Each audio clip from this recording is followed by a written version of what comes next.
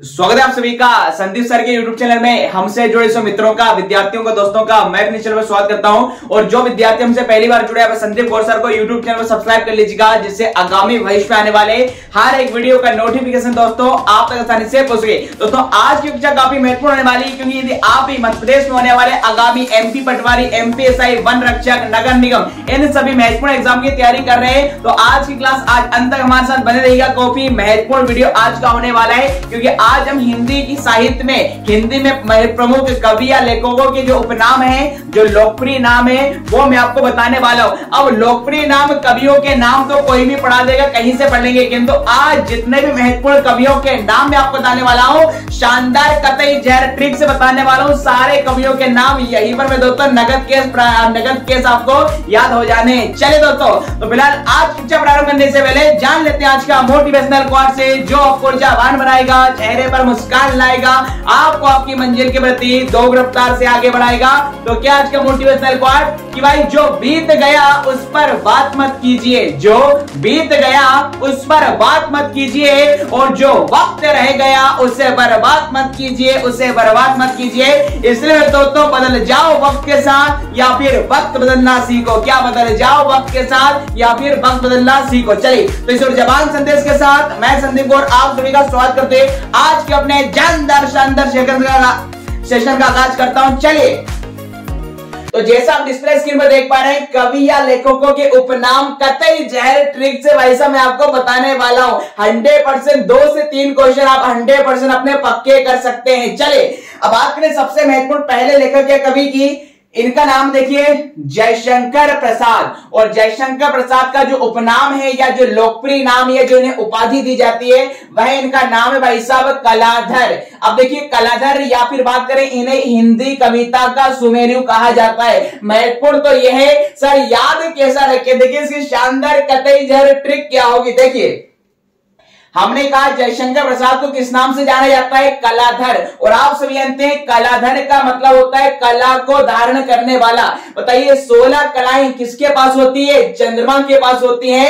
अर्थात मैं कह सकता हूं कलाधर किसका पर्यायवाची है, चंद्रमा का। पूछा भी जाता है एग्जाम में, तो ध्यान रखेंगे कलाधर का मतलब कलाओं को धारण करने वाला, और कलाओं का जो स्वामी होगा, जो कलाओं को धारण करेगा, वो चंद्रमा होता है। और आप सभी जानते हैं यदि कलाधर चंद्रमा को कहते हैं तो चंद्रमा को किसने अपने मौली पर, किसने अपने शेखर या मस्तिष्क पर धारण किया है, तो आप कहेंगे भाई साहब शंकर ने। क्या भगवान शंकर ने चंद्रमा को धारण किया है। और साथ ही साथ हमने कहा हिंदी कविता का सुमेरु भी इन्हें कहा जाता है। ऐसा याद रखेंगे कि सुमेरु आप सभी जानते हैं किसका नाम है, पर्वत का नाम है। सुमेरी आपने रामायण में खूब सुना होगा। सुमेरी किसका नाम है, तो सुमेरु में दोस्तों पर्वत को कहा जाता है। और शंकर भगवान कहां पर निवास करते हैं, पर्वत पर। क्या भाई साहब पर्वत पर निवास करते हैं। चलिए अगला लिखा है माखनलाल चतुर्वेदी। देखिए काफी महत्वपूर्ण है, कई बार एग्जाम में पूछा गया है। माखनलाल चतुर्वेदी का मुख्य नाम क्या है, इन्हें एक भारतीय आत्मा के नाम से जाना जाता है। सर याद है कैसा करें, वो महत्वपूर्ण। देखिए ऐसा याद रखेंगे कि देखिए भारतीय आत्मा कहा जाता है, भारतीय में एक शब्द आएगा भारत, और भारत का हर एक लाल, भारत का देखिए हर एक लाल क्या करना चाहता है, तो बोले माखन खाना चाहता है। भारत का हर एक जो बच्चा है, हर एक जो लाल है, वो क्या करना चाहेगा, बचपन में माखन खाना चाहेगा, कृष्ण भगवान की तरह। चले अगला है महादेवी वर्मा। कई बार पूछा गया है, महादेवी वर्मा को कहा जाता है आधुनिक युग की मीरा। कई बार पूछा था सर याद कैसे रखे, तो आप सभी जानते देखिए महादेवी अर्थात महान देवी, और मीरा कैसी थी, तो बोले महान देवी थी। मीरा क्या थी, एक महान देवी थी। तो मीरा से अर्थात आधुनिक युग की मीरा, और आपका महादेवी से क्या बन जाएगा, महादेवी वर्मा बन जाएगा। चलिए अगला लिखा है चौथे नंबर पे तुलसीदास। देखिए तुलसीदास के 2 नाम हैं, इन्हें मानस के हंस के नाम से भी जाना जाता है, या संत शिरोमणि भी कहा जाता है। शिरोमणि मतलब श्रेष्ठ संत या पुरुष को कहा जाता है। तो देखिए ऐसा याद रख सकते हैं कि तुलसीदास ने किस महान महाकाव्य की रचना की है, तो रामचरितमानस। किसकी रचना की है, तुलसीदास ने रामचरितमानस, अर्थात मानस से याद रखेंगे रामचरितमानस। तो मानस का अंश, और तुलसीदास अपने आप में एक श्रेष्ठ शिरोमणि कवि या संत भी थे। चलिए अगला लिखा है सूरदास, कई बार महत्वपूर्ण पूछा गया। देखिए इन्हें अष्टचाप का जहाज कहा जाता है। जो 8 कवियों का जो नाम है जिन्हें हम अष्टचाप के नाम से जानते हैं, उनमें से प्रमुख कवि कौन थे? सूरदास भी थे। और आगे हिंदी साहित्य का सूर्य इन्हें कहा जाता है। कैसा याद रखें, देखिए सूरदास में क्या रहेगा? सूर्य, और सूर्य का मतलब क्या होता है? सूर्य होता है। सूर्य का मतलब मेरे साथियों क्या होता है? सूर्य होता है। अर्थात इस प्रकार से याद करेंगे, सूर्य से सूरदास और सूर्य से सूर्य, अर्थात इन्हें हिंदी साहित्य का सूर्य मेरे लाडलो कहा जाता है। चलिए अगला लिखा है 6वें नंबर पे, देखिए विद्यापति। विद्यापति को कहा जाता है मैथिल कोकिल या फिर अभिनव जयदेव। देखिए याद कैसा रखें, देखिए पति मतलब क्या होता है? स्वामी होता है। और किसका स्वामी? जिसके पास विद्या हो, जिसके पास ज्ञान हो। अब बताइए विद्यापति जिसके पास विद्या का ज्ञान हुई, जो विद्याओं का स्वामी होगा, हमेशा उसकी क्या होगी? जय होगी। हमेशा उसकी क्या होगी? जय होगी। साथ ही साथ वो हमेशा कैसा रहेगा? कोकिल की भांति रहेगा। कोकिल मतलब क्या होता है? कोयल होता है। जिसके पास विद्या है, सरस्वती है, उसकी आवाज भी भाई साहब क्या रहेगी? कोकिल या कोयल की तरह रहने वाली है, क्योंकि सरस्वती आपकी ज्ञान की देवी, वाणी की देवी मानी जाती है। चलिए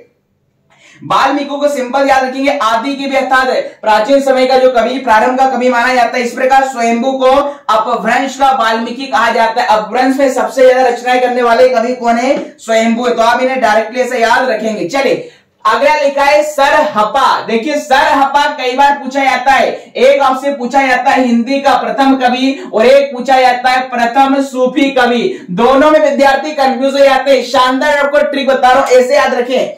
बताइए हिंदी का प्रथम कवि, आप सभी के जीवन में प्रथम जो आपके लिए सर्वश्रेष्ठ व्यक्ति होगा, जो आपको शिक्षा देगा, वो आपका क्या होगा? सर होगा। वो आपका क्या होगा भाई साहब? सर होगा। तो ऐसा याद रखिए, प्रथम व्यक्ति जिसने आपको अपने जीवन में शिक्षा दी है, वो आपका क्या रहेगा? शिक्षक रहेगा, आपका सर रहेगा। और आगे लिखा है असाहित्य को प्रथम सूफी कवि कहा जाता है। इन्हें कैसा याद रखें? तो देखिए सूफी का मतलब किससे ले लो? सूप से ले लो। क्या ले लो? सूप से। और सूप को जब शादी पार्टी में जाते हैं तो काउंटर से सूप ले लेते हो, और उसे साइड में जाकर क्या भाई साहब? पीने लगते हो। तो ऐसा याद रखेंगे, प्रथम सूफी कवि, सूप का मतलब सूफी से है, और सूप को बोले साइड में जाकर पीना है। क्या? साइड में जाकर पीना। अर्थात असाहित्य को प्रथम सूफी कवि माना जाता है। अगला बात करें नंददास। देखिए नंददास को जड़िया कवि कहते हैं। जड़िया का मतलब होता है जो रत्न वगैरह को जड़ने का काम करते हैं, किंतु हमें यहां पर से याद कैसा करें?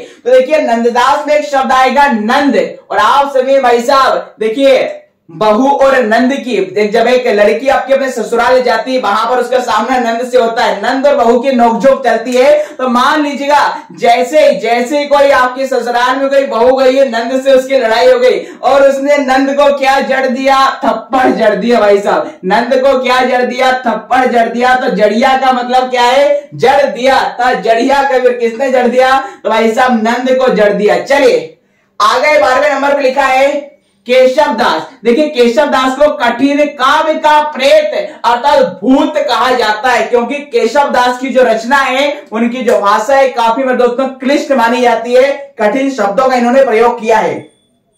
बात करें सर याद कैसा रखें, तो देखिए केशव दास में एक आपको शब्द मिलेगा शव, और आप जानते हैं शव मतलब किससे बोलते हैं? मृत व्यक्ति को। बताइए जब आप कभी रात में किसी मृत व्यक्ति को देख लो तो क्या दिखाई देगा? कि भाई साहब कोई मृत व्यक्ति चल रहा है, भूत है। वो क्या है? मृत है, अर्थात क्या है? प्रेत या भूत है। तो देखिए का से याद रखेंगे, का से किसका भूत? बोले का से काव्य का भूत, क्योंकि एक भूत या प्रेत और होता है, वो गद्य का प्रेत होता है। तो इसे कैसे याद रखेंगे? देखिए सच्चिदानंद हीरानंद वात्स्यानंद अज्ञेय को क्या कहा जाता है? कठिन गद्य का प्रेत कहा जाता है। देखिए दो प्रेत होते हैं। केशव दास को जो काव्य का प्रेत माना जाएगा, तो का से केशव दास और का से काव्य, और शव देख लिया है अर्थात मृत व्यक्ति को देख लिया भूत के समान। चलिए और सच्चिदानंद हीरानंद वात्स्यानंद अज्ञेय। अब बताइए यहां पर भी आपको प्रेत या भूत, आपका भूत दिख जाए तो सच में, तो सच्चिदानंद में सच में आपका आनंद गायब हो जाएगा। सच में भाई साहब आपका आनंद गायब हो जाएगा। चलिए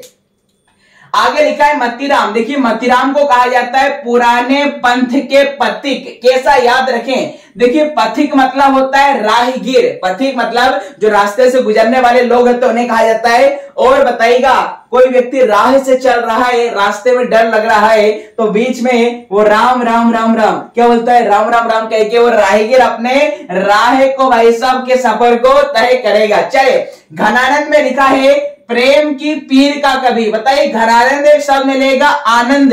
आपको आनंद कब मिलेगा, जब आपको सच्चा प्रेम मिल जाएगा। जब आपको सच्चा प्रेम मिल जाएगा तो आनंद ही आनंद आ जाएगा। तो आनंद का मतलब घनानंद से, और प्रेम मिल जाएगा अर्थात भाई साहब प्रेम की पीर का कवि, कतई जहर। चलिए 16वें नंबर पर लिखा है कबीर। देखिए कबीर को कहा जाता है वाणी का डिक्टेटर। क्या भाई साहब, जिसका वाणी पर पूरा अधिकार हो, वो किसी प्रकार के शब्दों का प्रयोग करके अपने लोगों से अपनी बात को मनवा ले, ऐसा व्यक्ति वाणी का डिक्टेटर होता है। और इन्हें हजारी प्रसाद द्विवेदी ने वाणी का डिक्टेटर कहा है। देखिए तो कैसे याद रखेंगे, कबीर में शब्द आएगा वीर, और वीर व्यक्तियों की वाणी भाई साहब कतई जहर होती है। जो वीर होगा उसकी वाणी भी भाई साहब वीरता साहस पराक्रम से भरी रहेगी। चले 17वें नंबर पर लिखा है देखिए दुष्यंत कुमार। कई बार पूछा गया है गजलों का राजकुमार मेरे लाडलो। क्या गजलों का राजकुमार कौन है अपना, दुष्यंत कुमार। तो ऐसा याद रखेंगे कुमार में दुष्यंत में क्या रहा है कुमार, और गजलों का इधर भी राजकुमार में क्या रहा है कुमार। अर्थात यहां से कुमार से राजकुमार, और कुमार का मतलब दुष्यंत कुमार, और राजकुमार का मतलब है गजलों का राजकुमार। सबसे ज्यादा गजल किसने लिखी है हिंदी में, दुष्यंत कुमार ने लिखी है। चले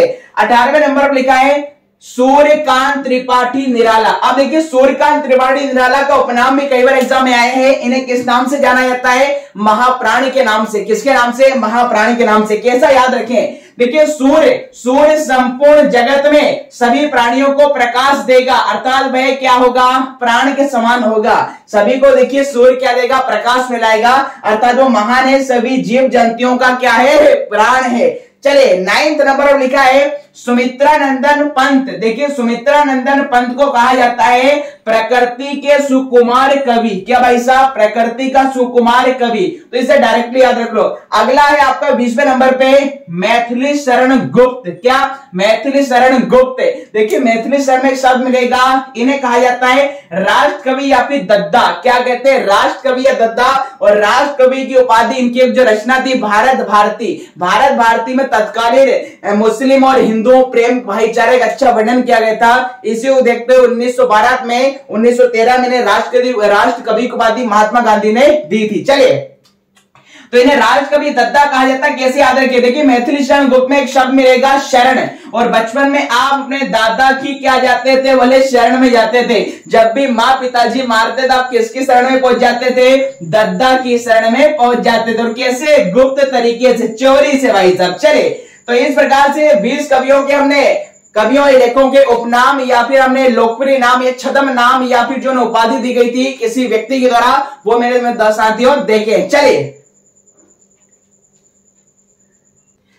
अगली बात करें, 20 हमने देखी। 21वें नंबर पर बात करें, अगला लिखा है देखिए गया प्रसाद शुक्ल। इनका उपनाम क्या है, त्रिशूल। कई बार एग्जाम में पूछा जाता है, महत्वपूर्ण। तो सर इसे याद कैसा करें, तो बताइए यदि किसी व्यक्ति ने क्या चलाया, त्रिशूल चलाया, तो आप क्या कहेंगे, त्रिशूल गया। क्या भाई साहब, त्रिशूल गया। तो गया का लोग गया प्रसाद शुक्ल से, और क्या गया है, तो त्रिशूल फेंका गया है। चले अगला लिखा है वृंदावन लाल वर्मा को देखिए कहा जाता है बुंदेलखंड का चंद बरदाई, क्योंकि बुंदेलखंड के कई इन्होंने शासकों पर आधारित कई अपनी रचनाएं लिखी हैं। तो बुंदेलखंड का चंद्रभाई किसे कहा जाएगा, वृंदावन लाल वर्मा। कैसा, याद रखें। तो आप देख पा रहे हैं, देखिए ब से वृंदावन और ब से बुंदेल। क्या भाई साहब, ब से वृंदावन और ब से क्या, बुंदेलखंड। याद रखेंगे। अगला देखिए धनपत राय। कई बार एग्जाम में पूछा गया है कि मुंशी प्रेमचंद का वास्तविक नाम क्या है, तो ध्यान रखेंगे मुंशी प्रेमचंद का वास्तविक नाम है दोस्तों धनपत राय है। और इन्हें दोस्तों किंग ऑफ नॉवेल, उपन्यास सम्राट कहा जाता है। रंगभूमि, कर्मभूमि, गोदान, गबन, खूब आपने इसे प्रसिद्ध उपन्यास इनके पढ़े। तो कहानी सम्राट और उपन्यास सम्राट भी किसे कहा जाता है, धनपत राय था, मुंशी प्रेमचंद को कहा जाता है। वहीं पर बात करें कलम का सिपाही मैंने कहा जाता है। इसे कैसा, याद रखें। देखिए धनपत राय में एक शब्द मिलेगा धन, और यदि किसी के पास अपार धन संपदा है तो धन की रक्षा कौन करेगा, तो उसका सिपाही करेगा। किसी राजा का सिपाही उसके धन की रक्षा करेगा। अगला लिखा है देखिए राजेंद्र बाला घोष, इन्हें क्या कहा जाएगा? वंग महिला। देखिए हिंदी की पहली महिला कहानीकार पूछे तो उनमें नाम आता है राजेंद्र बाला घोष, ये फीमेल है। याद कैसा करें? राजेंद्र बाला। देखिए राजेंद्र कहाँ का है रहने वाला? तो ले वंग अर्थात बंगाल का रहने वाला।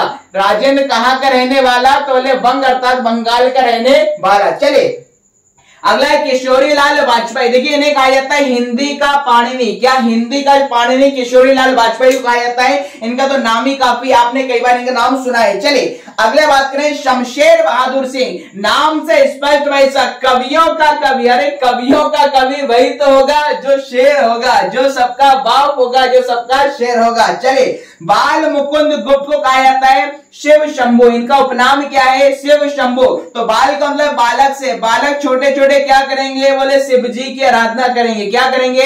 शिव शंभु की आराधना करेंगे और गुप्त तरीके से अपनी मनोकामना को पूर्ण करवाएंगे। चले अगला लिखा है राजा शिव प्रसाद। देखिए राजा शिव प्रसाद को जो उपाधि दी गई थी वो दी गई थी सितार ए हिंद। याद कैसा करें? तो भाई सब आप सभी जानते हैं राजा महाराजाओं के पास क्या हुआ करते थे? तो भाई सब सितार ढोलक तबला आपके हुआ करते थे, ऐसा याद रखेंगे। अगला देखिए भारतेंदु हरिश्चंद्र। भारतेंदु हरिश्चंद्र का नाम है रसा, और रसा में यदि मान लेंगे आपका मूल शब्द है रस, और रस का मतलब क्या होता है? आनंद। आपके जीवन में आनंद कब आएगा? जब किसकी कृपा हो जाएगी? बोले हरि की कृपा हो जाएगी। भारत के हर एक लोगों पर क्या हो जाएगी? हरि या विष्णु की कृपा हो जाएगी, तो उनके जीवन में रस अर्थात आनंद आ जाएगा। और अंतिम तीसरे नंबर पे अमीर खुसरो। देखिए अमीर खुसरो कहा जाता है हिंदुस्तान की तूती। और आप जानते हैं एक समय प्राचीन समय हिंदुस्तान को सोने की चिड़िया कहा जाता था, अर्थात हिंदुस्तान का हर एक व्यक्ति क्या था? अमीर था। हिंदुस्तान का हर एक व्यक्ति क्या था? अमीर था। इस प्रकार से याद कर सकते हैं। चलिए तो आज के वीडियो में दोस्तों हमने 10-30 महत्वपूर्ण हिंदी के प्रमुख लेखकों या कवियों के उपनाम या छद्म नाम या लोकप्रिय नाम या उन्हें जो उपाधि दी गई थी वो हमने देखी है। चलिए दोस्तों वीडियो कैसा पसंद आया तो कमेंट बॉक्स में मुझे जरूर बताइएगा। और आज की कक्षा में यहीं पर समाप्त करते हैं, फिर आपसे मुलाकात होगी। चैनल पर यदि पहली बार आए तो चैनल को सब्सक्राइब जरूर कर लीजिएगा सारे विद्यार्थी, क्योंकि हर रात 9 बजे हमारे यूट्यूब चैनल पर आपको पटवारी स्पेशल हिंदी एमपीएसआई के लिए क्लास शानदार ट्रिक से मिलती रहेगी। चलिए दोस्तों तो आज की वीडियो को यहीं पर समाप्त करते हैं, फिर से आप मुलाकात होगी आपसे। तब तक दोस्तों खुश रहिए, मस्त रहिए, स्वस्थ रहिए, व्यस्त रहिए। थैंक यू, जय Hind, have a good day.